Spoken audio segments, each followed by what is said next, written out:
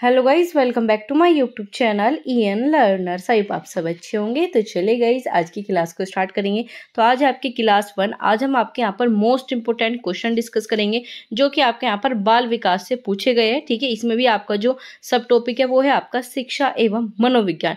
यहाँ से आपके क्वेश्चन बनते ही है और जो अभी तक आ चुके हैं आपके पेपर में CTET में जो भी अभी तक क्वेश्चन पूछे गए हैं या फिर आपके कोई भी टेट जिसमें आपके इंपॉर्टेंट क्वेश्चन है, उन सभी क्वेश्चन को जो है आज की क्लास में हम आपका यहाँ पर डिस्कस करने वाले हैं। तो ये सीरीज आपके पेपर के लिए बहुत ही ज़्यादा हेल्पफुल रहने वाली है, क्योंकि मैंने खुद CTET UPTET ये सारी चीज़ें जो है फर्स्ट अटैम्प्ट में अपनी क्लियर की है। तो उसी के अपना एक्सपीरियंस और अपनी सारी चीज़ मैं आपको बताऊंगी कि किस प्रकार से आप CTET को पहले अटैम्प्ट में क्लियर कर सकते हो। तो आपको ये सीरीज फॉलो करनी है। रोज़ डेली जो है आपको 9 बजे ये सीरीज मिलने वाली है। 9 बजे आपकी रोज़ CDP की क्लासेस होगी। पहले हम आपका यहाँ पर CDP कवर करेंगे, क्योंकि इसके अलावा मैंने आपको SST वगैरह की क्लासेस प्रोवाइड की है जो कि आपके यहाँ पर प्ले लिस्ट में देखने को मिल जाएगी। बात करें आपकी हिंदी वगैरह की, तो हिंदी की भी क्लासेस आपकी डेली होती है 8 बजे। तो आप 8 बजे जो है हिंदी की क्लासेस ले सकते हो। वैसे वो क्लासेस आप सभी के एग्जाम के लिए, लेकिन हम उसके ऊपर लिख देते हैं DSSB को हम जो है मेन लेकर चल रहे हैं। लेकिन वो आपके किसी भी एग्जाम में अगर हिंदी आती है तो सारे क्वेश्चन जो है इसमें हमने लिए हैं। तो चलिए बात करेंगे अपने यहाँ पर फर्स्ट क्वेश्चन। ये है आपके सामने पहला क्वेश्चन। शिक्षा के 3 प्रमुख आधार होते हैं। अब आपको बताना है शिक्षा में किन चीज के आधार, और हम आपको आंसर इस तरीके से बताएंगे। अगर आपको क्वेश्चन का आंसर आता भी नहीं है तो भी पेपर में गलत करने वाले नहीं हो। तो चलिए बात करेंगे। सबसे पहले ये बताओ कि आपके यहाँ पर शिक्षा कह सकते हो। शिक्षा में 3 चीज की जरूरत होगी। एक तो आपको स्टूडेंट चाहिए, दूसरा आपको टीचर चाहिए। तो देखो इसमें किसमें स्टूडेंट टीचर है, इसमें आपको टीचर मिल गया, इसमें टीचर मिल गया, इसमें भी आपको यहाँ पर ना तो स्टूडेंट है ना टीचर। तो ये दोनों तो आप कट कर दीजिए। तीनों ही कट आपके हो जाएंगे, क्योंकि इन तीनों में ही आपको क्या नहीं मिला, स्टूडेंट नहीं मिला। तो कट कीजिए। तो हमें पता है टीचर और आपका बच्चा होना ही चाहिए, तभी आप शिक्षक का कुछ मायना होगा। ठीक है, अगर टीचर ही नहीं है तो अकेला बच्चा क्या करेगा। अगर यहाँ पर क्या है, टीचर है, ठीक है, और बच्चा नहीं है तो फिर टीचर क्या करेगा। तो 2 चीज बहुत ज्यादा इंपॉर्टेंट है, टीचर और स्टूडेंट। और जो आपके यहाँ पर तीसरी जो आपका मेन आधार होता है वो होता है आपका करिकुलम, मतलब आपका पाठ्यक्रम। तो याद रखना सबसे इंपॉर्टेंट टीचर, स्टूडेंट और आपका करिकुलम, ये 3 चीजें जो है आपके लिए बहुत ज्यादा इंपॉर्टेंट होती है। तो चलिए आगे चलेंगे। आगे बात करिए, ये भी पूछा जाता है कि आपके यहाँ पर त्रियामी आपको यहाँ पर शिक्षा किसने डिवाइड की थी। तो याद रखना त्रियामी मुख्य प्रक्रिया करने वाले आपके जॉन डीवी थे। देखो 2 क्वेश्चन बनते हैं। एक तो आपके यहाँ पर त्रियामी होता है, ठीक है, एक आपका होता है यहाँ पर किसने 2 आयाम बताए। तो 2 आयाम बताने वाले कौन थे, एडम थे। ठीक है, जॉन एडम। लेकिन आपका जॉन डीवी ने क्या बताया, 3 त्रियामी बताए। दोनों को याद रखना है। ठीक है, एडम से भी क्वेश्चन आपके बनते हैं। तो यहाँ पर आपका पूछा है शिक्षा मनोविज्ञान का अध्ययन अध्यापक को इसलिए करना चाहिए। अब ये बताओ अध्यापक को क्यों करना चाहिए। टीचर अगर आपका मनोवैज्ञानिक चीजें सीखता है, आप BEd BTC करके आपको मनोवैज्ञानिक चीजें बताइए, तथ्य समझाया है, क्या होता है मनोविज्ञान, क्यों आपको सिखाया गया है, ताकि आप परीक्षा में प्रथम आ सके। ऐसा तो नहीं होता। ठीक है, ना ही प्रथम आना जो हमारा प्रथम उद्देश्य होता है। ऐसा कभी नहीं होता कि हम सिर्फ फर्स्ट आने के लिए या बच्चों को फर्स्ट लाने के लिए ही पढ़ा रहे हैं। तो इसे तो कट कीजिए, ये तो होगा नहीं। आगे बात करें, इसकी सहायता से अपने शिक्षण को अधिक प्रभावशाली बना सकते हैं। तो ये तो हमें पॉजिटिव दिखा। चलिए आगे चलेंगे। इससे शिक्षक को आत्मसंतुष्टि मिले। अरे टीचर की आत्मसंतुष्टि से होगा क्या, अगर बच्चों को ही चीजें समझ में नहीं आ रही। तो ये भी गलत हो गया।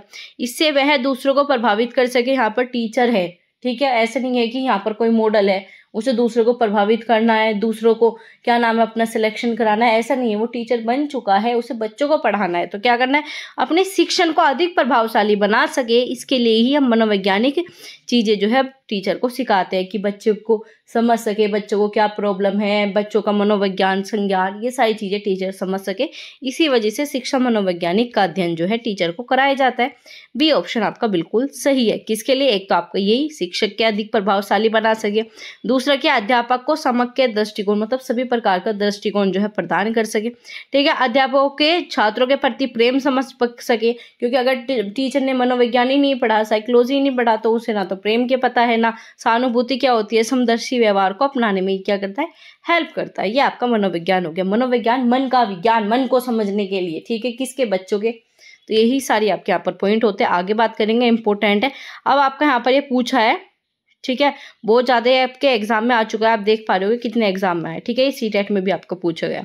तो व्यवहारवाद का जनक किसे कहा जाता है, चलिए बताओ, व्यवहारवाद का, ठीक है, बिहेवियरिज्म का जो है आपका जनक किसे कहा जाता है। तो आपको सिर्फ बाकी किसी भी ऑप्शन पर देखना भी नहीं था, क्या है, जीबी वॉटसन। जीबी वॉटसन क्या है, आपके व्यवहारवाद की जनक माने जाते हैं।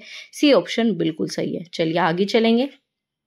अब बात करें व्यवहारवाद के ऊपर, तो व्यवहारवाद के जनक आपके जेबी वॉटसन। इसे क्यों कहा जाता है आपका, वॉटसन ने मनोविज्ञान को क्या कहा, इन्होंने कहा कि मनोविज्ञान मन का विज्ञान न होकर व्यवहार का है। जो आप बिहेवियर करते हो, अगर आप बिहेवियर को समझ पा रहे हो, वही आपका मनोविज्ञान है। ये किसके अकॉर्डिंग थे, आपके वॉटसन के अकॉर्डिंग था। और व्यवहारवाद की स्थापना करने वाले भी यही थे, इसी वजह से इन्हें जनक कहा जाता है। तो इन्होंने स्थापना कब की, ये अगली बार आपसे पूछा जाए तो आप बता देना कितना है आपका, 1913। ठीक है, वॉटसन का मानना है कि मनोविज्ञान एक वस्तुनिष्ठ तथा प्रयोगात्मक विज्ञान है। मतलब आप इन्हें प्रैक्टिकल के थ्रू किसी व्यवहार को देखकर जो है आप मनोविज्ञान के बारे में बता सकते हो। ठीक है, इन्होंने सिर्फ जो है व्यवहार पर फोकस किया, चेतना पर नहीं। ठीक है, इन्होंने मन पर बात नहीं की थी। पहले क्या था आपका, मन का विज्ञान, फिर चेतना का विज्ञान, फिर व्यवहार का विज्ञान। इस प्रकार से जो है आपका मनोविज्ञान डिवाइड है। इसके ऊपर मैंने आपको डिटेल में CDP क्लासेस मैंने ली हुई है, तो आप जाकर उसे भी देख सकते हो। ठीक है, तो आगे बात करेंगे वस्तुनिष्ठ एवं प्रयोगात्मक ढंग से हो, यही सारी चीजें। और इसमें आपका दो चीजें फेमस होती है, आपका उद्दीपक और आपका अनुक्रिया। इन चीज में बच्चा सबसे ज्यादा कंफ्यूज होता है। उद्दीपक, अनुक्रिया क्या, उद्दीपक वो आपकी एक चीज होती है जिसे देखकर आप क्रिया करते हो। ये क्या हो गया आपके अनुक्रिया। मान लीजिए आपके सामने आपकी कोई फेवरेट चीजें रख दी, ठीक है, तो आप उसे देख के क्या करोगे, प्रतिक्रिया करोगे, एक्शन करोगे, वही आपका क्या हो गया, अनुक्रिया होगी। लेकिन जिस चीज से आपका अनुक्रिया कराई गई वो आपका उद्दीपक हो गया। तो आपका इसी प्रकार से जो है ये आपका कॉन्सेप्ट यहीं से आया है। आगे बात करेंगे आपका क्वेश्चन नंबर 4। इसमें आपका पूछा है मनोवैज्ञानिक का आधुनिक अर्थ क्या है। ठीक है, मन का है, चेतना का है, आत्मा का है, या फिर बर्ताव, या फिर आप कह सकते हो व्यवहार का अध्ययन। तो मैंने बताया क्या था, पहले ये आत्मा का विज्ञान, फिर मन का विज्ञान, फिर चेतना का। लेकिन जो अब आपका फिलहाल है आधुनिक समय में, आपके मनोवैज्ञानिक को हम किसे बोलते हैं, बिहेवियर बेस बोलते हैं। क्या है, बिहेवियर का अध्ययन करता है, बर्ताव का। तो डी ऑप्शन बिल्कुल सही है। आगे चलेंगे आपका यहाँ पर। अब इन्होंने पूछा है वर्तमान के समय में मनोविज्ञान को किसका विज्ञान कहा जाता है। तो ये क्वेश्चन भी आपको दोबारा से रिपीट हुआ था, यूपी टेट में आपको ऐसे का ऐसा देखने को मिला था 2021 में। ठीक है, और सी टेट में भी आपका काफी बार आ चुका है। तो सी ऑप्शन बिल्कुल सही है। तो शेयर कर दीजिए अपने सभी दोस्तों के साथ, क्योंकि अगर आप ये सीरीज फॉलो कर लेते हो तो आपका सी टेट नहीं रुकने वाला। चलिए आगे बात करेंगे आपका यहाँ पर। इसमें बताना है मनोवैज्ञानिक के मतवाद, ठीक है, समूह बताने, समर्थक बताने। तो चलिए देखिए, तो सबसे पहले क्या आपका आचरणवाद। ठीक है, चलिए आगे देखेंगे मनोविश्लेषण। मनोविश्लेषण किस चीज से, आपको सिर्फ फ्रॉइड याद रखना है। ठीक है, फ्रॉइड किससे है, मनोविश्लेषणात्मक। तो ये चलिए आगे है आपका समग्रगीतात्मक। ठीक है, आपका इसके बाद है रचनात्मक। ठीक है, अब इसमें बताना है कौन सा किसका है। तो चलिए ये है आपके पास यहाँ पर ऑप्शन। तो इसमें अगर हम बात करें आपका आचरणवाद, ठीक है, आचरणवाद किससे रिलेटेड है, आपका स्किनर से। ठीक है, आचरणवाद किससे, स्किनर से हो गया। ठीक है, अभी आपका मनोविश्लेषणात्मक बताया है फ्रॉइड। अब देखिए इसमें बी का आपका थर्ड कहाँ पर है, इसमें है और इसमें है, और ए का जो है सेकंड यहाँ पे, यहाँ पे। चलिए आगे देखते हैं आपका यहाँ पर समग्र चीजों पर किसने फोकस किया था, कि पूरी की पूरी चीजों पर। तो किसने किया, आपका वर्दिमार ने किया। तो आपका ये बिल्कुल सही है। चलिए आगे रचनात्मक किसने, आपका वाइगोस्की। ठीक है, तो आपका इस प्रकार से क्या हो जाएगा, बी ऑप्शन आपका सही होता है। मोस्ट इंपोर्टेंट क्वेश्चन था, फटाफट इन्हें अपनी कॉपी में नोट डाउन कर लिया करो। सामने आचरणवाद लिखो, इसके सामने क्या लिख दो आप, यहाँ पर स्किनर लिखो। इस प्रकार से आपको नोट डाउन करनी होती है, क्योंकि ये चीजें आपकी बार बार पूछी जाती है, रिपीटेड है। क्योंकि सी टेट का सिलेबस जो है आपका लिमिटेड है, सी टेट के सिलेबस से बाहर क्वेश्चन पूछते ही नहीं है। ठीक है, सी टेट के क्वेश्चन जो है सिलेबस से बाहर पूछे ही नहीं जाते। तो उसके लिए क्या करना होगा आपको, ये सारी चीजें जो है अपनी कॉपी पेन, जो चीजें आप आंसर गलत दे पा रहे हो, या जो चीजें आपने कभी नहीं पढ़ी, आप अपना नोट, अपनी कॉपी पेन, ये सारी चीजें लेकर बैठिए, अपने नोट्स में ऐड डाउन जरूर कीजिए। चलिए आगे बात करेंगे। यहाँ पर बताना है अनौपचारिक शिक्षा का स्रोत नहीं है। क्या बताया, नहीं बताना है, वो भी अनौपचारिक। ठीक है, चलिए आपका अभिभावकों द्वारा शिक्षा देना। चलिए कक्ष शिक्षक के माध्यम से दी जाने वाली शिक्षा। आगे आपका यहाँ पर मित्र समूह द्वारा दी गई शिक्षा, पड़ोसियों द्वारा। तो इन्होंने पूछा कौन सा नहीं, अनौपचारिक शिक्षा वो शिक्षा होती है जिसे आप कहीं पर भी किसी से भी ले सकते हो।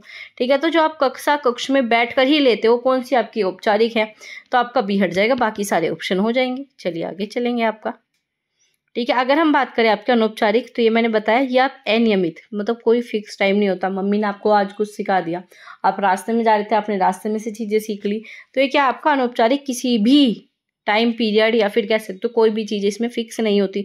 पड़ोस से सीख सकते हो, एक बच्चे से सीख सकते हो, आप एक बूढ़े से सीख सकते हो, अपने आसपास इन्वायरमेंट से सीख सकते हो, वो ही सारे आपका अनौपचारिक हैं। ठीक है। साधन पूछे जा सकते हैं आपसे, परिवार, समुदाय, जो सारी चीज़ें मैंने बताई ये सब आपके अनौपचारिक हो गए। बात करें औपचारिक, तो औपचारिक आप स्कूल में ही सीख के आओगे। आगे बात करेंगे आपका यहाँ पर क्या है, एक स्वस्थ शरीर में स्वस्थ मन बसता है, यह कथन किसका है? Most important question. ठीक है, ये क्वेश्चन पूछा जाता है। बात करें सीटेट में, आपको फिर भी कथन के क्वेश्चन कम देखने को मिलते हैं, लेकिन आपके टाइम में जो आपकी ये चीज़ें भी आने लगी। पहले क्या होता था, ये सब चीज़ें यूपी टेट में मिलती थी, लेकिन अब भी आने लगी। तो याद रखना, एक स्वस्थ शरीर में मन का जो है बसना होता है, ये आपका अरस्तु ने कहा था। तो डी ऑप्शन बिल्कुल सही है। चलिए आगे बात करेंगे आपका अस्तित्ववाद। ठीक है, अस्तित्ववाद के अनुसार शिक्षा का प्राथमिक उद्देश्य क्या है? संसार के विषय में आपका सृजनशील जागरूकता। ठीक है, एक व्यक्ति को तैयार करना जो स्वयं निर्णय ले सके, साझा विश्वास, अनुभव से प्राप्त तर्क का विकास। लेकिन जब तक आपको अस्तित्ववाद के बारे में ही नहीं पता तो कैसे बताओगे? देखो, आपको बहुत सारे बात देखने को मिलते हैं। अस्तित्ववाद हो गया, ठीक है, प्रयोजनवाद हो गया, आदर्श हो गया, आपका बात करेंगे प्रकृतिवाद हो गया, ये सब। लेकिन अगर बात करें आपका अस्तित्ववाद, ये आपका व्यक्ति पर, मनुष्य पर फोकस करता है कि मनुष्य जो है उसके लिए क्या चीजें जरूरी है, मनुष्य का अस्तित्व के बारे में बात करता है कि मनुष्य किस प्रकार से कार्य करता है, किस प्रकार से निर्णय ले सकता है। तो एक मात्र ऑप्शन आपका बी था जो सिर्फ मनुष्य को तैयार कर रहा था। तो क्या हो जाएगा? बी ऑप्शन बिल्कुल सही है, बाकी को देखना भी नहीं था। ठीक है, इसी तरीके से आपको पेपर में भी काम करके आना है, क्योंकि जरूरी नहीं आपको पूरे के पूरे 30 के 30 क्वेश्चन आते हो, लेकिन आपको 30 के 30 क्वेश्चन को सोल्व करना आना चाहिए, तो आपका सिलेक्शन पक्का है। अब बात करें यहाँ पर क्या पूछा है, शिक्षा एक पूर्णगठित पूर्ण निर्मित अनुभव है जो होता है किस में होता है? आपका अंतराल। ऑप्शन औपचारिक, अनौपचारिक, अंतराल या फिर आपका निरंतर। तो आपको बताना है पुनः गठित कर रहे हो, पुनः निर्माण कर रहे हो अनुभव के बेस पर। ठीक है, तो कौन सा है फटाफट बताइए, साथ के साथ कमेंट भी करके बताया कीजिए। तो इसमें क्या जाएगा आपका निरंतर, क्योंकि क्या चीजें थी, निरंतर थी, तो इसी वजह से हमें दोबारा से गठित भी करनी पड़ती है, दोबारा से निर्माण भी करना पड़ता है। तो क्या आ जाएगा? डी ऑप्शन आपका बिल्कुल सही है। तो चलिए चलते हैं आगे से, समझते हैं डिटेल में। अगर बात करें आपका शिक्षा एक पुनः गठित और आपका पुनः निर्माणित अनुभव निरंतर होता रहता है, लगातार चलेगा। प्रत्येक व्यक्ति कुछ ना कुछ सीखता है कि देखो आपका शिक्षा हो गया, ठीक है, लर्निंग हो गई, ठीक है, आपका समाज हो गया, ठीक है, आपका बिहेवियर, आपका व्यवहार हो गया। ये सब चीज़ों में जो है ना आजीवन जो है आपका मॉडिफिकेशन, आप ये आजीवन चीज़ें सीखते ही रहते हो, ये चीज़ें याद रखनी है। ठीक है, आपका विकास भी लिख सकते हो, विकास भी आपका आजीवन है। ये सारी चीज़ें जो है आपकी आजीवन ही होती है। तो चलिए बात करेंगे आपका, इसमें जो है शिक्षा का प्रभाव जो है जीवन के प्रत्येक क्षेत्र में देखने को मिलता है, हमेशा देखने को मिलेगा। मनुष्य जो है जीवन के साथ साथ नए अनुभव प्राप्त करता है, नई नई बातें सीखता है, कार्य जो है आपका लगातार चलता है, निरंतरता, मतलब आपका लगातार चलने वाली जो है प्रोसेस ही आपका एजुकेशन है। चलिए अब तो यहाँ पर आपका क्वेश्चन नंबर 11, व्यवहारवाद निम्नलिखित में से किस व्यवहार के अध्यापन पर बल देता है? किस चीज पर बल देता है? केवल आंतरिक पर, केवल बाह्य पर, दोनों प्रकार के, या फिर इनमें से कोई नहीं। तो व्यवहारवाद क्या करोगे? आप किसी का बिहेवियर कैसे देखोगे? उसके मन में जाकर तो देख नहीं सकते। ऐसा थोड़ी है कि आपके सामने कोई व्यक्ति खड़ा है और आपने सीधा देखते ही बता दे नहीं ये तो छोटे बच्चों को पीटता है, छोटे बच्चों से प्रेम नहीं करता, आपने सिर्फ उसे देखकर बता दिया। ऐसा तो नहीं बता सकते जब तक ये चीज आपने देखी ना हो, या तो उसने करके ना दिखाई। ये दो चीजें हो सकती है। अगर आपने देखा है कि हाँ वो छोटे बच्चों को पीटता है, तो ये क्या आपने बाह्य, ये क्या उसका केवल बाह्य व्यवहार से ही पता लगा सकते हो, आप उसके अंदर मन में घुस नहीं सकते। तो ये क्या हो जाएगा? बी ऑप्शन बिल्कुल सही है। बच्चे क्या करती करेंगे? सी लगा के आ जाएंगे, ऐसा नहीं है। क्या है आपका? बी ऑप्शन बिल्कुल सही है। चलिए इसे समझते हैं। अगर बात करें आपका व्यवहारवादी उपागम इस मान्यता पर आधारित है कि वातावरण में मानव का व्यवहार कैसा है, कैसा वो निर्धारित करता है। ठीक है, कैसी अनुक्रिया है, कैसा व्यवहार है, इसी बात पर जो है निर्भर करता है पिछले समान परिस्थितियों में उसके व्यवहार का क्या परिणाम रहा। आप मान लीजिए कहीं पर आपने टीचिंग स्टार्ट किया, आप स्कूल में गई है, ठीक है, आप वहाँ पर बच्चों को देखोगे तो उनका व्यवहार ऑब्जर्व करोगे कि हाँ ये बच्चा 2 दिन से जो है इस प्रकार से कार्य करता है, ये बच्चा ऐसे करता है, तो आप अगली बार उसी प्रकार से दोगे। तो आपने क्या किया? ये चीज़ें जो है अपने टाइम के अकॉर्डिंग उसके व्यवहार को सीखा, ठीक है, उसके समान परिस्थितियों को देखा। तो यही सब चीज़ें आपकी व्यवहारवादी होती है। चलिए आगे बात करेंगे। व्यवहार जो है आपका 2 प्रकार से परिस्थितियों, वातावरणीय कारकों सभी पर जो है निर्भर होता है। आगे बात करते हैं यहाँ पर क्वेश्चन नंबर आपका 12, मोस्ट इंपोर्टेंट। आप देख सकते हो कितनी बारी आपका एग्जाम में आया हुआ है। अब आपका क्या पूछा है, ये क्वेश्चन आपका बहुत बहुत इंपॉर्टेंट है, ठीक है। किस मनोवैज्ञानिक के द्वारा प्रथम मनोविज्ञान प्रयोगशाला स्थापित की गई? किसने की? वॉटसन ने। वॉटसन का बता दिया व्यवहारवाद। विलियम जेम्स बीने। बीने किससे है? बुद्धि से रिलेटेड है, तो ये भी हटा दीजिए। दो ऑप्शन हट चुके हैं, विलियम वुंट या फिर आपका जेम्स। तो क्या आ जाएगा? वुंट। वुंट ने ही क्या किया? मनोविज्ञान की प्रथम प्रयोगशाला आपकी स्थापित किसने की? विलियम वुंट ने की, ठीक है। अब आपको बताना है कि भारत में जो है पहली आपकी प्रयोगशाला स्थापित करने वाले कौन थे, ये आपको कमेंट करके मुझे बताना है। आगे बात करेंगे यहाँ पर जो आपकी प्रथम प्रयोगशाला है किसने? विलियम वुंट ने। कहाँ पर ये पूछा जाता है तो लिपचिंग मतलब आपका जर्मनी। कहाँ पर? आपका जर्मनी में स्थापित की। कब की? ये चीजें याद रखना। आगे बात करें आपका इसका जनक किसे कहा जाता है? प्रयोगात्मक मनोविज्ञान का जनक, ये भी इंपॉर्टेंट। व्यवहारवाद का पढ़ लिया आपने, ठीक है। अब आप यहाँ पर क्या पढ़िए? प्रयोगात्मक मनोविज्ञान का जनक, तो ये क्या हो गया आपका? William Wundt. ये सब क्वेश्चन जो है आपके नोट डाउन करने के हैं। अगर आपको पहले से आता था तो नोट डाउन मत कीजिए, लेकिन अगर आपको पहली बार ये चीज़ें पढ़ने को मिल रही है तो फटाफट नोट डाउन कीजिए, क्योंकि एग्जाम में ये चीज़ें रिपीट होती है। जैसे कि मैं आपको बार बार बता रही हूँ, सीटेट जो है आपका कोई ऐसा एग्जाम नहीं है कि नया नया सिलेबस है या आपको अलग ही मेथड से पेपर देगा, नहीं। वही सिलेबस है, वहीं से क्वेश्चन बनते हैं। वैसे भी आपका पेपर ऑफलाइन आने लगा है। तो यहाँ पर क्या है? वुंट ने मनोविज्ञान की कार्यशाला कब प्रारंभ की? अभी बताया आपका 1879, ठीक है। 1879 मतलब आपका बी ऑप्शन बिल्कुल सही होता है। चलिए आगे चलेंगे। यहाँ पर आपका क्या पूछा है? मनोविज्ञान शिक्षा का आधारभूत विज्ञान है, ये परिभाषा किसने दी? इंपॉर्टेंट है, बताओ किसने दी? डेविस ने दी है, बी एन झा ने दी है, स्किनर ने। अब आपको यहाँ पर 3 ऑप्शन देखने को मिल रहा है। 3 में आपने सबसे ज्यादा मनोविज्ञान में किसे पढ़ा है? स्किनर को पढ़ा है, तो बस सीधा इस पर क्लिक कीजिए और आगे चलिए। तो बी ऑप्शन बिल्कुल सही है, ये चीजें याद रखनी है। अगर बात करें आपका बी एफ स्किनर, ठीक है, इसका जन्म और मृत्यु देख लीजिए। इन्होंने क्या किया? आपका क्रिया प्रसूत अनुबंधन के सिद्धांत को विकसित किया, ये याद रखना है, ठीक है। इन्होंने क्या किया? व्यवहार के बदले में जो आपका पुनर्बलन या फिर परिणाम होता है, रिफोर्समेंट होता है, इस पर इन्होंने बल दिया। ये 2 चीजें इन्होंने दी। साथ ही साथ बताया कि जो आपका मनोवैज्ञानिक एक सामाजिक प्रक्रिया है, विज्ञान है, जो व्यवहार या आप कह सकते हो व्यवहार संबंधी विज्ञान है, तथ्य को ग्रहण करता है। तो ये इनकी पूरी डेफिनेशन है। तो पेपर ने क्या, आपके एग्जामिनर ने क्या किया एग्जाम में कि पूरा आपको यहाँ पर पूरी परिभाषा ना देकर सिर्फ एक छोटा सा पार्ट उठा लिया कि शिक्षा मनोविज्ञान जो है एक विज्ञान है, संबंधी विज्ञान है। तो वही चीज आपके यहाँ पर पूछ लिया, आधारभूत विज्ञान। तो स्किनर याद रखना था। आगे बात करेंगे, आपका यहाँ पर पूछा है शिक्षा मनोविज्ञान सहायक है, किस चीज में सहायक है? अनुशासन में। आप मनोविज्ञान मैंने पहले ही बताया किस लिए करते हो? बच्चों की हेल्प करने के लिए, हम बच्चों को समझ सके। तो अनुशासन के लिए थोड़ी, अनुशासन के लिए टीचर को मनोवैज्ञानिक बनना थोड़ी पड़ता है, ठीक है। मूल्यांकन या फिर बाल विकास के ज्ञान के लिए, ठीक है। लेकिन बाल विकास का ही नहीं, हम सर्वांगीण विकास की बात करते हैं। उसके सर्वांगीण विकास में फिजिकल भी आ जाएगा, सोशल भी आ जाएगा, उसका मोरल एजुकेशन भी आ जाएगी। साथ ही साथ क्या आ जाएगा आपका यहाँ पर? लैंग्वेज रिलेटेड आ जाएगा, और आपका यहाँ पर संज्ञान से आ जाएगा, मेंटल प्रोसेस से रिलेटेड हो गया। तो ये सब आपके सर्वांगीण विकास, सभी क्षेत्रों में विकास करना ही होता है। इसी वजह से हम मनोविज्ञान पढ़ते हैं, ठीक है। चलिए आगे चलेंगे। आपका व्यवहारवाद से क्वेश्चन पूछा है, व्यवहार अध्ययन के लिए कौन सी विधि अत्यधिक प्रयोग या फिर आप कह सकते हो वैज्ञानिक तथा वस्तुनिष्ठ है? तो अभी आपने कुछ देर पहले पढ़ा था, ठीक है। डेफिनेशन क्या पढ़ा था? प्रयोगात्मक विधि। तो बी ऑप्शन आपका बिल्कुल सही है। बाकी देखना भी नहीं था, केस स्टडी आप यहाँ पर नहीं करते, ये आपके रिसर्च में काम आता है। हायर एजुकेशन में सर्वेक्षण, सर्वे भी हायर एजुकेशन में, अवलोकन भी हायर एजुकेशन में, ऑब्जर्व आप फिर भी आपका कह सकते हो इन चीज़ों पर हम स्कूल लेवल पर प्रयोग कर लेते हैं। लेकिन जो आपका व्यवहार को कैसे प्रयोग भी तो करके बताओगे, प्रैक्टिकल बेस पर ही तो बताओगे कि हाँ, जो मैंने आपको पहले एग्जाम्पल दिया कि ये व्यक्ति जो है छोटे बच्चों को प्रेम नहीं करता, छोटे बच्चों से चिढ़ता है, कैसे बताओगे? प्रयोग करके देखा, प्रैक्टिकल चीजें आपने देखी, उसी बेस पर बता रहे हो। तो बी ऑप्शन आपका बिल्कुल सही है। चलिए आगे चलेंगे। आपका अगर बाकी पूछा जाए तो क्या है? वस्तुनिष्ठ है, विश्वसनीय और वैध भी होती है, ठीक है, वैलिड भी होती है, ये भी याद रखनी है। चलिए आगे बात करेंगे। निम्नलिखित में से बताना एक प्रयोगात्मक विधि का आवश्यक अवयव कौन सा है? तो बस क्या है आपका? व्यवहार है। लेकिन व्यवहार में भी इन्होंने यहाँ पर ऑप्शन दिए, ठीक है। व्यवहार का परीक्षण अध्ययन करना, ठीक है, क्या है आपका? प्रेक्षण है, ठीक है। व्यवहार का क्या करते हो? ऑब्जर्व करते हो व्यवहार को पता लगाने के लिए, ठीक है। तो क्या आ जाएगा आपका? ये ऑप्शन बिल्कुल सही है। चलिए आगे चलते हैं। आपका यहाँ पर पूछा है चरों के बीच में संबंध दर्शाने के लिए जो है कौन सा कथन है? देखो ये आपके पास जो 4 ऑप्शन मिले हैं, और ये आपका जो क्वेश्चन पूछा गया ये आपका जो है हायर एजुकेशन से पूछा गया। किससे? हायर एजुकेशन से। ये आपका कह सकते हो रिसर्च बेस है, क्या है, आपके रिसर्च बेस्ड क्वेश्चन पूछा है।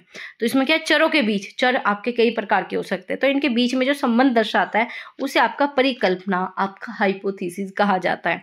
ठीक है, हाइपोथेसिस मतलब जो हम आपका सोल्यूशन या फिर आपके पास कोई समस्या है उसका आप अपने पास से समाधान निकालते हो, चीजें देखते हो चरों के बीच कि हाँ ये बच्चा इस चीज में कमजोर है, ये बच्चा इस चीज में इंप्रूवमेंट कर सकता है, तो इसके बीच में जब आप कोऑर्डिनेशन करते हो, संबंध बनाते हो, वही आपका परिकल्पना हो जाती है, उसी के बेस पर आप समस्या का समाधान करते हो। तो सी ऑप्शन आपका बिल्कुल सही है।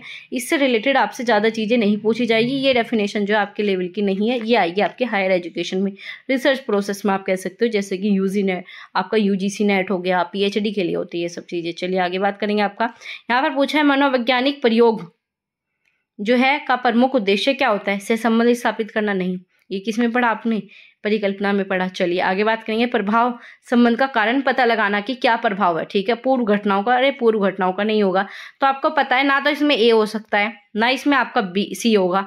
ठीक है, डी का तो कोई चांस ही नहीं है। तो क्या बताया कि मनोवैज्ञानिक प्रयोग का, मनोवैज्ञानिक का मतलब प्रभाव को देखना है, संबंध का कारण पता लगाना है कि ये है तो ये ऐसा क्यों है, तो आपका बी ऑप्शन बिल्कुल सही है। चलिए आगे चलेंगे। ठीक है, यहाँ पर है किसने कहा है कि शिक्षा मनुष्य का अंतर्निहित सत्यों का प्रकटीकरण है। ठीक है, ये बताना है किसने कहा है। तो यहाँ पर क्या आ जाएगा आपका ऑप्शन नंबर किस, क्या है आपका विवेकानंद। विवेकानंद ने ही क्या कहा था, मनुष्य जो अपनी अंतर्निहित, जो उनके मन में, जो उनमें खुद से ही क्वालिटीज होती है, उनकी ही सत्यों का प्रकटीकरण, आपका प्रकटीकरण क्या है, आपका शिक्षा है। उन्हीं वो निखारते हैं, संवारते हैं, वही आपका शिक्षा है। तो ये ऑप्शन बिल्कुल सही है, इंपॉर्टेंट है, ये कथन आपका पूछा जा चुका है पहले एग्जाम में काफी बार, ये चीजें याद रखने। ठीक है, तो क्या आ जाएगा आपका इसमें, ये ऑप्शन बिल्कुल सही है। अब आपसे क्वेश्चन पूछा जा सकता है अरस्तु। ठीक है, ये हमने पढ़ा कि स्वस्थ मनुष्य में, आपका स्वस्थ शरीर में स्वस्थ मस्तिष्क का निर्माण होता है। आगे बात करेंगे आपका स्वामी दयानंद के अनुसार शिक्षा मानव जाति के विकास के लिए सर्वोच्च और सबसे महत्वपूर्ण नैतिक प्रक्रिया है। ठीक है, आगे बात करेंगे। जेम्स ने शिक्षा को आचरण की अर्जित आदतों और व्यवहार की प्रवृत्तियों के संगठन के रूप में जो है परिभाषित किया है। ये सब आप एक बार देख लेना, इतने से आपका याद हो जाएगा। ठीक है, चलिए अब चलते हैं आपके क्वेश्चन नंबर 21। व्यवहारवाद जो है आपका, व्यवहार अध्ययन की सबसे पुरानी विधि कौन सी है। चलिए, आपका अंतर्दर्शन विधि, प्रयोगात्मक, मनोविश्लेषणात्मक।